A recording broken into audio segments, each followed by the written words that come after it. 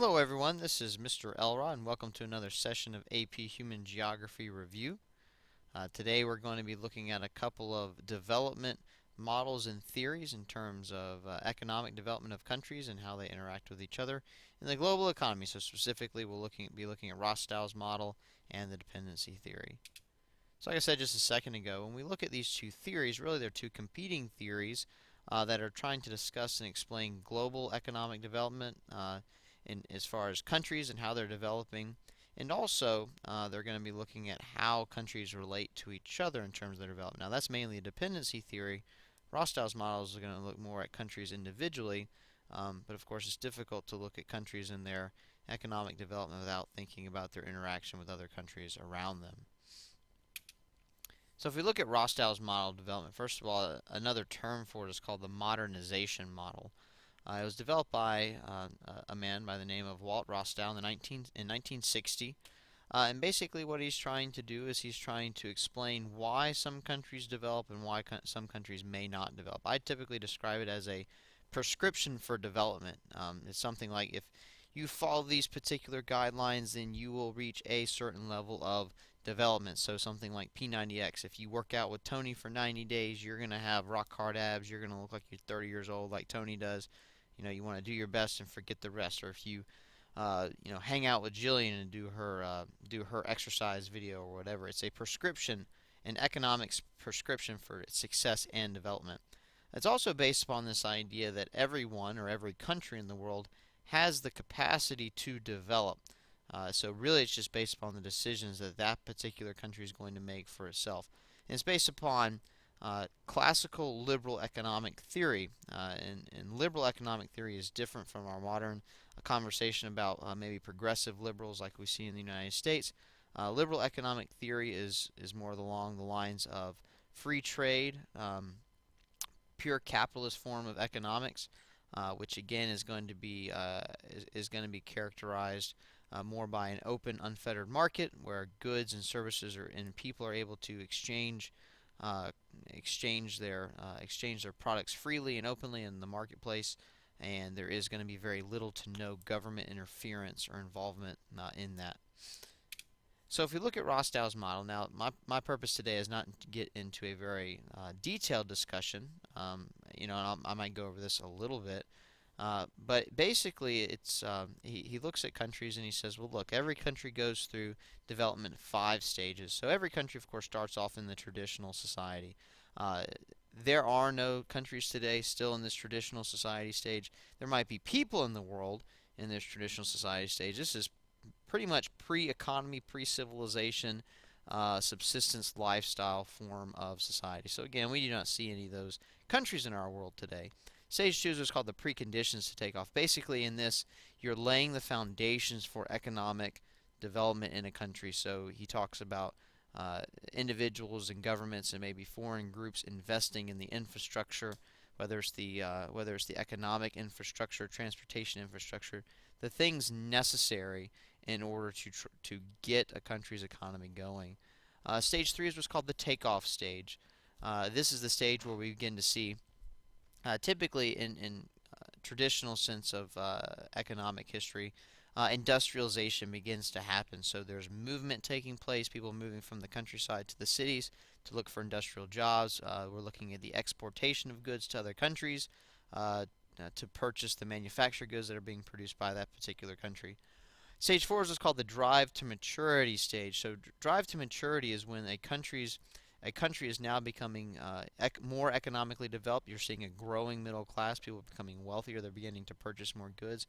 We also see a shift in stage 3. More people are working in agriculture, okay, primary economic activities. In stage 4, more people are working in secondary economic activities. So we've actually seen a transition there, and the economy is going to be primarily industry based, and you're also going to see the emergence of service oriented economic activities.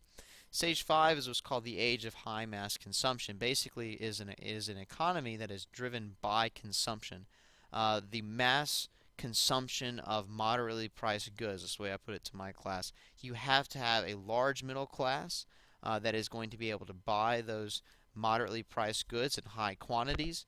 A lot of times we talk about the very wealthy, but we have to remember it's not the very wealthy that drive an economy. The very wealthy are buying things that not very many people can afford. The sale of super yachts, Maseratis, and Ferraris is not what is going to drive the economy. What's going to drive the economy are the purchase of uh, basic middle class needs, a midline car like a Toyota or a Honda, buying goods at Walmart or Target or some of your maybe moderately priced higher end retail in your malls, maybe your American Eagles, Abercrombie and Fitch, whatever. Your Apple computers, your laptops, and things like this. Things that a large majority of your population is going to be able to access. We also begin to see an economy that's going to be primarily based on services. Okay, so you move away from industry based and production, and now you are moving into an economy based on consumption. I typically draw a little graph. It almost looks like an S curve. That's going to show this move, and I think about it as an airplane. So in stage one, you have this airplane, and it's sitting there at the gate waiting to take off. Stage two, you begin to taxi towards the runway. Okay, so we start to move this way towards the runway. So here's stage one, stage two, stage three. We're here in the takeoff stage, so we've lifted off. Oops, that's a horrible looking plane. I don't know how in the world that would fly. Maybe it's a little swan, and it says swan, swan. Anyway, so we have the takeoff stage. Again, we're climbing, we're gaining altitude. There's a lot of rumbling and things that are going on, so the economy is beginning to take off. Stage four, we're beginning to reach our cruising altitude. Another swan, I guess. Swan, swan. We're starting to reach cruising altitude. The economy is growing, and people are moving into new types of jobs, and the middle class is growing. And then stage five, and I know this is kind of far apart, but stage five, we've reached cruising altitude. We're growing incrementally. You notice the economy is not growing as much anymore. A lot of growth happens here between stages 3 and 4. Very much like where China and India are at, the economy has to grow very quickly to support the growing population, the middle class, and things like that to keep everybody employed and things along those lines. When we look at this, your less developed countries obviously are going to be stages 2 and 3. Your more developed countries are going to be stages 4 and 5 in terms of where they are in terms of development. So that's just a basic discussion of Rostow's model. But if we look at the dependency theory, they take a completely different approach to development in the world. And so, according to Rostow, the idea is that everybody has the potential to develop and improve and gain economic improvement. The dependency theorists, they take a totally different approach. This is based on what's called structuralist economic theory. These ideas were developed by two men, actually wrote two separate papers, Hans Singler and Paul Pribisch. And basically their concept is that the global economy that we currently have today is structured against less developed countries. You can also think of them as all the former colonies of the European countries in America. And it creates this concept what they call neo-colonialism, and I'll discuss that here in just a minute. But anyway, so if we continue on with the concept, it's this idea that less developed countries are dependent on more developed countries for financing and capital. So what we're talking about here is that more developed countries are keeping less developed countries dependent on them. In fact, more developed countries want less developed countries dependent on them because what the less developed countries do is they actually supply more developed countries with cheaply made products that we can consume in high quantities. I was talking about that mass consumption concept there. And so without the less developed countries with cheap labor, lower environmental regulations, less government involvement, lower tax rates, and all those types of things are going to allow for these companies from more developed countries to produce these goods at very cheap rates and then be able to sell them in large quantities in more developed countries. So this idea that the more developed countries not only need them but actually want less developed countries to remain poor and not ever really economically develop. And so they'll look at different things like financing, like international institutions like the World Bank and the IMF, using financing in the mechanism of debt in order to keep less developed countries from developing. Because the idea there is that more developed countries and companies from more developed countries will tell less developed countries, they will say, if you do not make what we want, how we want, and at the price we want, we will no longer do business with you. And your people are going to no longer have jobs. Therefore, your economy is going to tank. The people will become upset, and things just are not going to go very well for you. So it's almost this idea that they have been cornered And when they get money from the IMF or World Bank, they say, well, you have to meet these particular conditions in order to get the money. You can't develop unless you get the money, so you must meet our demands or conditions. And so it's just, they see it as a game of manipulation and control that's being used by the more developed countries. And again, I'm just reiterating this point here. Yeah, they say it's in the best interest of more developed countries for less developed countries to remain poor because of the things that they can supply them. And again, this is the idea of neocolonialism.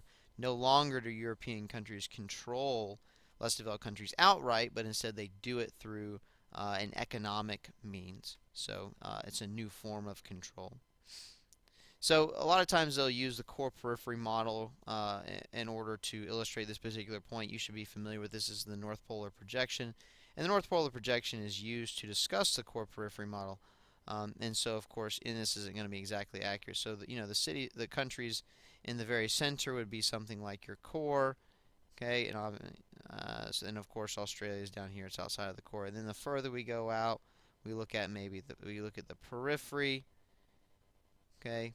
And you have the core here, which purchases all the goods. You'd have the semi-periphery here, which is going to manufacture all the goods at a cheap rate, and then everything outside of that, China might be in the semi-periphery here, so Southeast Asia, Sub-Saharan Africa, parts of Latin America would be out here in the periphery. And the idea here is that the periphery supplies the semi-periphery with raw materials. The semi-periphery supplies the core with finished products, and does so in a cheap fashion. And so therefore the core countries get all the things that they want. And I know this circle is terrible and it's not perfectly drawn, but you get the idea. So now we're going to move into our questions. I'm going to read a series of statements. You decide if the statement better lines up with Rostow's model development or the idea of the dependency theory. The first one says, poor working conditions are simply a part of the development process. And that is going to be a statement that's along the lines of Rostow's model. Again, you look at it as 5 stages. It's almost like growing pains. And so it's, we look at poor working conditions. Well, that's just the way things are. And again, you see that historically, almost every country as they go through industrialization undergoes those poor working conditions. So, nothing to see here. All right, moving on to our next statement. It says global organizations such as the IMF and the World Bank use debt as a means of impoverishing poor countries. That also is but that is going to be a part of the dependency theory. Again, talking about global financial institutions that were set up by Western nations as instruments really of control. Statement 3 says foreign investment in poor nations can help develop economic infrastructure in that country. And that would be a part of Rostow's model, where you'd actually have the encouragement of other countries being involved in less developed countries to help spur on economic development.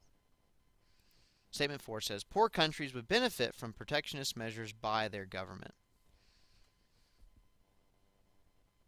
That's going to be a statement from dependency theory. Those who hold to dependency theory would be much more in favor of elements of fair trade or even protectionist measures, or the self-sufficiency approach in which the government pretty much protects their economy and their industries from all outside influence to try and protect their laborers and also their domestic industries. Statement 5 says wealthy nations have enacted a new age of economic imperialism on poorer nations. Again, that's going to be a statement that lines up with the dependency theory, as we discussed earlier, the idea of either neocolonialism or neo-imperialism. The last statement, Statement 6, says poor countries should employ free trade strategies to improve their economic condition. And that's going to line up with Rostow's model. Again, an advocate of free trade, liberal economic theory allowing labor and capital to flow in the best direction. So you could talk about that idea of